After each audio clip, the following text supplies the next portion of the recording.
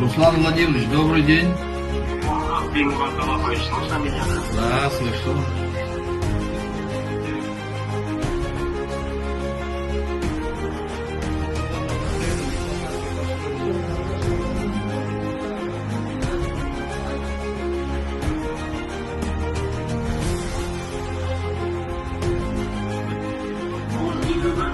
Doğumuz yeli bir.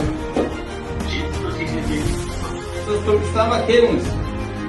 O naқты шешім керек қой бізге. Mana қазір Шамил Бектің сізге телефонын берем, ол кісі хабарласады сізге. Сол осы кісімен байланыста болыңыз.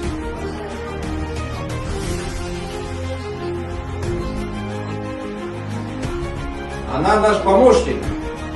Поэтому вы должны так его расценивать. А я же вам сказал, пока я буду на месте, мы это обязательно еще раз посмотрим. Хорошо? Я прошу прощения за ремонт